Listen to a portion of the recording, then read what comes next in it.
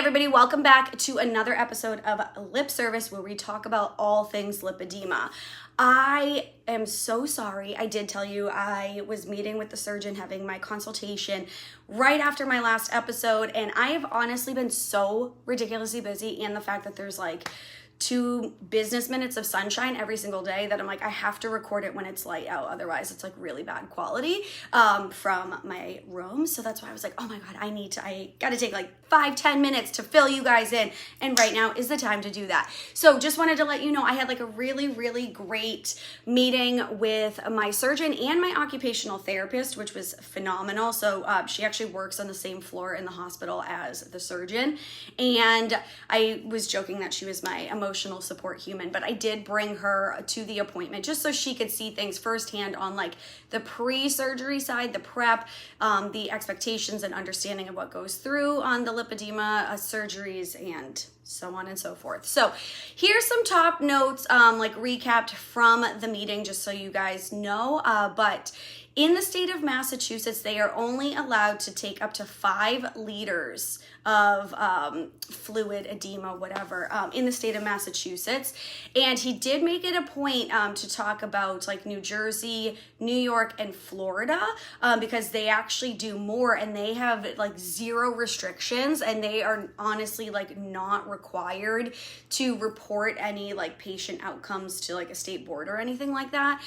So excuse me, a lot of people, content creators online have been saying that they've had up to 7 liters taken. So I was assuming that that was going to be pretty similar to, you know, what I would be experiencing. So I was kind of surprised when he said 5 liters. And I don't know if, I mean, I'm definitely like want to lean on the side of safety, but I'm wondering, no matter the trauma, I'm wondering if 5 liters, my recovery time is going to be like not as painful, I guess. I don't know. So 5 liters is equivalent to about 11 pounds. So that's why I'm just thinking, you know, with additional weight being taken out, what, close to like 18 pounds, 16 to 18 pounds, I guess, with 7 liters. I don't know. I'm bad at math. Don't trust me on that. But I'm like, I wonder if just my overall recovery time will be better. So that is what it is. But speaking of recovery time, I did mention to him, I saw a content creator had mentioned that she stayed home for 1 week and she then worked from home for one week and then resumed like going back to work. And I asked him, is that realistic? Because what does this look like for me?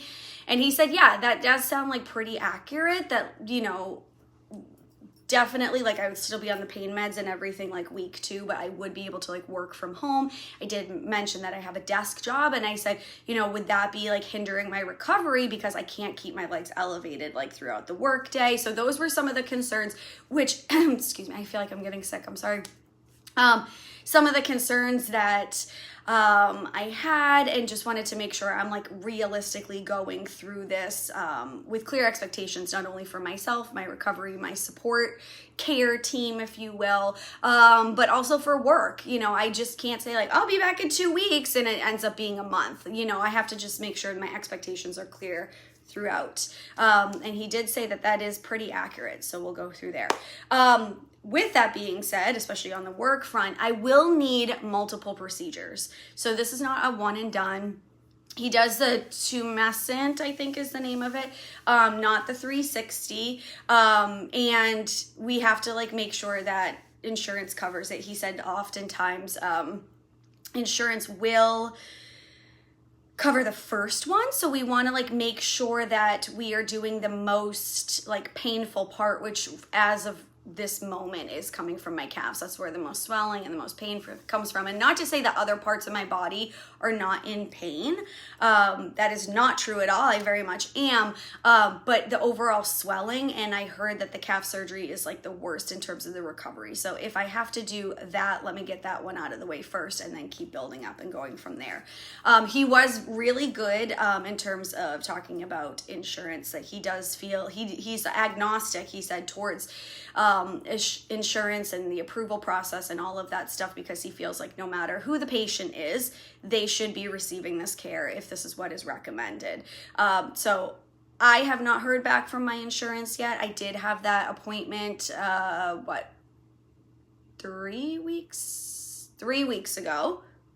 Yes, 3 weeks ago. I'm just trying to run back in my mind. And I haven't heard anything yet. And then we also are setting up going to get 2 separate MRIs. So what they're going to do, it's just like really interesting.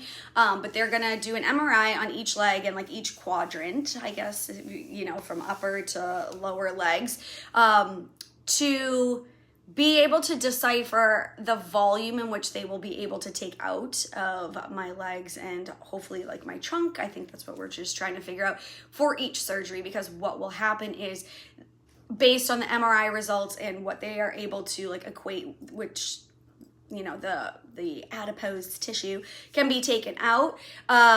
They're going to do custom knit compression garments for me based on like what they think is best. Because I talked about, why don't I just wear the ones that I have now and then do knee highs and, you know, do the double compression and, you know, so just exploring all of those different avenues. I'm trying to find like the easiest, most comfortable garments to wear post-surgery. So we're trying to figure that out. I'm hoping to get insurance approval like as soon as possible, just so I know how to like, you know, structure out, you know, the first quarter of the new year and trying to figure out like my recovery, get everything set up in terms of, you know, post-surgery needs and having people to be there to support me in that journey.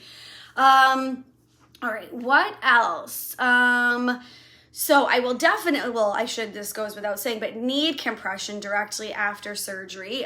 So this is not going to be do the surgery and then off you go, you're healed, you're cured forever.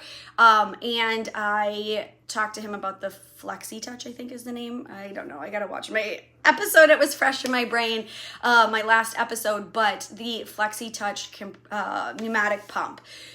I won't be able to use that for probably about 6 weeks after my surgery, but my OT, she and I just talked the other day at my appointment, talking about, you know, do I pay the $1,900 that I'm going to be, you know, in charge of paying towards this and then being able to then not use it like immediately after surgery. But what she is actually saying is I should probably be using it before the surgery, because that way it will flush out like any fluid, and it's less for him, that my surgeon, that he'll need to take out, so we can get through the surgeries kind of like faster, because if I have so much fluid, he's gonna have to spend more time in an area, and then, you know, that would rack up going to more surgeries. So we're trying to think logistically, strategically, all of that good stuff in order to do this, but compression will be needed, the pump will be needed, you know, and also very much the surgery will be needed.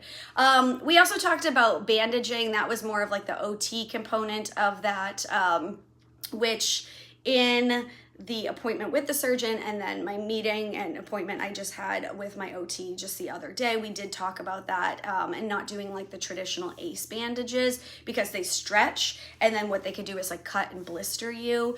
So trying to figure out that she has wraps that are like best used for that, because they're only like 2-way directional, so they won't be stretching everywhere for the wraps afterwards. But the hope is that the new compression garments, when I leave the hospital, the customized one, I'm going so quickly because I have to go to work, but the customized version, and that's probably why I also haven't taken a breath in this entire I've been recording for almost 9 minutes and you guys haven't heard me take a breath yet, but that they would be putting me in the customized compression garments immediately after my surgery and go home in those, so I would not have to be bandaged.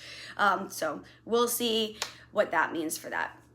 I'm trying to think what else. Oh, so none of it, I would say it was like super, oh my God, I had no idea this is what's going to be my future. That's not the case, you know, but I thought it was really interesting that the surgeon had mentioned that he like shoots this red dye, into my system. So like during the surgery, it will like light up my lymphatic system. So he knows where to like avoid, because the whole purpose of this is honestly to avoid touching the lymph nodes, because that is what has been very sluggish and not working. So why further damage them and not make them work, because this is counterproductive to what we're trying to achieve. So I did think that that was interesting, because I haven't heard anybody mention that yet. And I know, I'm just trying to think what else. I don't know. I mean, I feel hopeful. There was definitely a level of anxiety because I think it's like really finally settling in. Blah, blah, blah. Breath. Okay. I feel like it is finally settling in, which is what I was trying to say. But because this is going to be my future. I need surgery. I need help. So I'm really, really hoping that the insurance company will not be assholes about this, that they will permit me and approve me for multiple surgeries. This is what I need. If it is just the one, I don't know what that means for my future in terms of like taking care of the rest of my body, because as the time goes on, my arms are killing me more and more. I just got a facial a few weeks ago, actually the night before my appointment with the surgeon. And, you know, as the facial is like soaking into my skin, you know, they tend to massage your arms, your shoulders, all of that stuff. And she was literally just touching the back, and it wasn't even that hard. And I was in absolute agony, and she's so sweet, and we were having a good conversation, so I didn't want to interrupt her. But I'm so used to it that I was like, I'm just gonna live through this pain right now. But it was awful, absolutely awful. So I need help. That is number one. I need help. I need to, you know, surgical help, not mental, but that's another case if you guys think that I do. But I need, you know, I need the surgery. And that's like the anxious part of it is now it's like a wait and see game. It's not so much the surgery itself, but the approval process and the recovery process. That's what I'm like dealing with. But I feel good about the appointment. I feel good in the direction in which we are going. Now we just have to make magic happen, and we will see what's going on. But stay tuned. I hopefully will have more updates for you guys in the coming weeks on what is going on. So I have 2 separate MRI appointments set up for the beginning of January, like 2 separate weekends, just because otherwise the woman's like, you're going to be in the machine for like 4 hours. So let's not do that. So broke it up into 2. I will let you guys know how that goes. If I do have any other updates on the insurance front, surgeon front, OT front, anything like that, I will keep you guys posted. And with that being said, happy MF holidays. I will see you guys soon on the next episode of Lip Service.